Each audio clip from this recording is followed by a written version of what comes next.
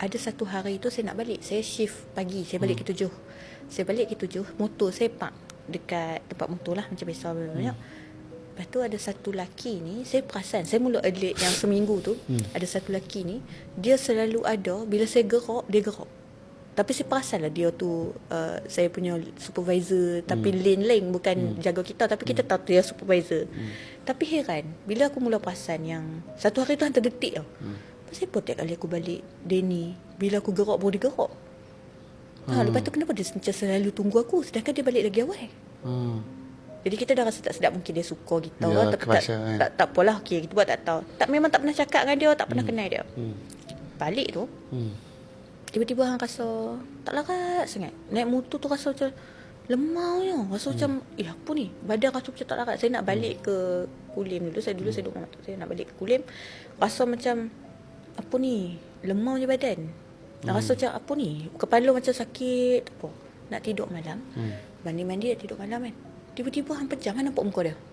Sedangkan hang tak rapat dengan dia pun, tapi hang apa, duduk nampak muka dia. Tapi kita macam tak apalah, think positif lagi. Aku tadi aku duduk fikir sangat kot pasal apa dia ni macam ni. Esok pergi kerja macam biasa. Pergi kerja macam biasa, tiba-tiba duduk dekat kantin, dia duduk depan kita tapi tak bercakap. Tak pernah sepanjang kerja dia duduk depan kita makan. Kita tengok dia tengok kita. Tapi kita jadi bodoh, tak ada cakap apa-apa. Tapi awak tapi dia tengok kita senyum ya. Memang scary lah dia senyum. Macam tu. Lepas tu kita pun senyum kan. Kita macam hang. Ni kenapa dia tiba duduk? Tak pasal lagi. Balik. Bermula balik tu hari kedua lah. Balik tu tu ingat kat dia. Teringat kat dia. Jadi sayang lah. Rasa macam awak dia tak tunggu aku lah. Faham tak? Dia rasa macam tu. Awak dia tak ada dah. Awak tadi dia jumpa aku sat je. Tiba-tiba. Padahal kita ni bukan orang yang macam tu kan. Lepas tu balik tu kan, tidur malam. Daripada main motor tu, tak main motor, duk fikir dia. Duk fikir. Lepas tu balik kerja duk sebut nama. Sampai mak tok tanya.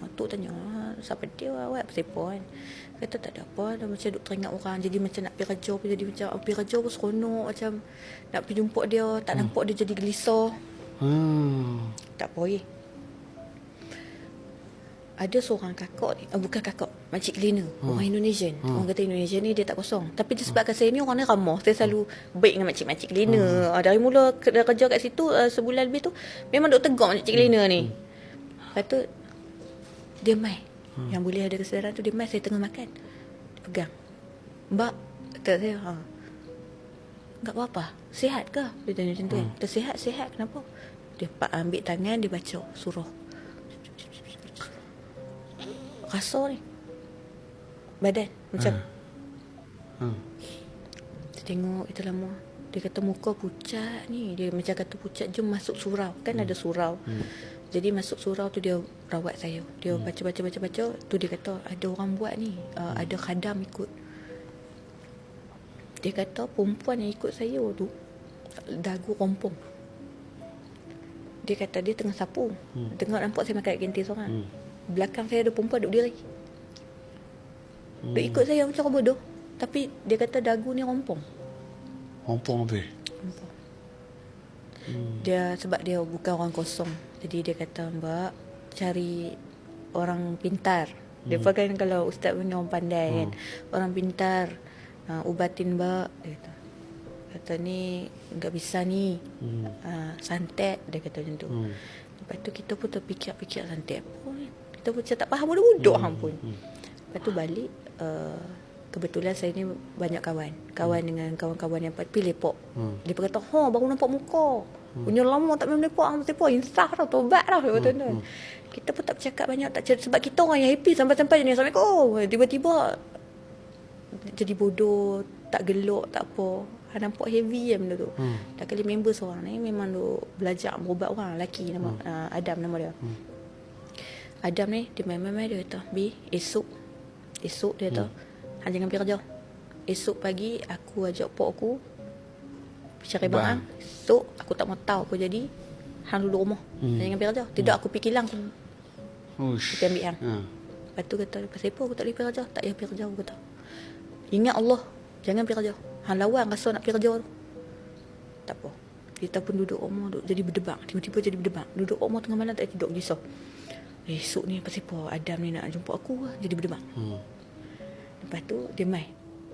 Dia mai pagi tu dia ambil saya bawa balik rumah dia dekat kampung, berubat dengan pok dia. Saya duduk berubat tu. Baru duduk, pok dia baru baca surah bagi minum air kosong. Muntah dia keluar. Lintah ke apa? Macam lintah. Dia macam ulat yang hitam panjang. Tapi hidup semua. Tu dia lah. Muntah dia kata orang buat ni. Minyak daru. Jadi duduk teringat. Pejam, teringat. Lepas muntah tu, pok dia duduk baca-baca. Dia pun kan duduk merawat kita kan. Duduk atas jaduh, hang tak boleh keluar dari lingkungan ni. Duduk lah. Muntah. Tiba-tiba Wan, dekat telinga dengar. Bangun. Dia cakap macam tu. Hang rasa macam orang bisik kat telinga hang ni. Bangun. Macam tu. Macam dia nak suruh kita fight untuk bangun lah. Untuk bangun macam tu. Lepas tu tak bangun. Aku kan tak boleh keluar daripada tempat ni. Aku tak boleh keluar daripada sejadah ni. Muntah dia pelak. Sakit kan? Dia kata macam tu. Dengar kat telinga tapi tak ada orang. Sakit kan? Dia ingat dia gelap. Lepas tu kita muntah, keluar air mata merambu. Muntah sebab sakit, terlalu sakit. Dia punya sakit dalam perut tu hang muntah sampai habis. Lepas tu dia gelak lah. Dengar dia duk gelak. Dia gelak gitu kan. Lepas tu dia kata, "Pak, aku ni nak hang mati." Dia cakap, "Aku ni nak hang mati." Hang mati. Aku nak hang mati. Aku tak dapat, siapa pun jangan dapat. Kat situ baru saya dengar ayat tu, baru saya dengar suara lelaki. Tadi suara perempuan. Dan suara tu saya cam sangat. Lelaki tu lah. Ya.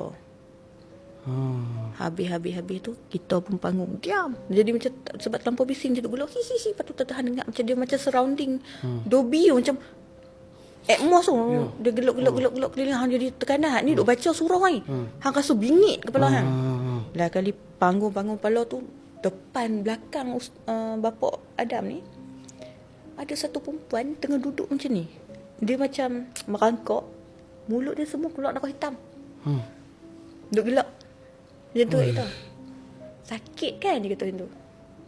Ni dagu rumpung ni. Muka dia jangan sembang aku kalau cerita cering pula. Bodoh. Duduk je sana. Sakit kan macam tu. Gila.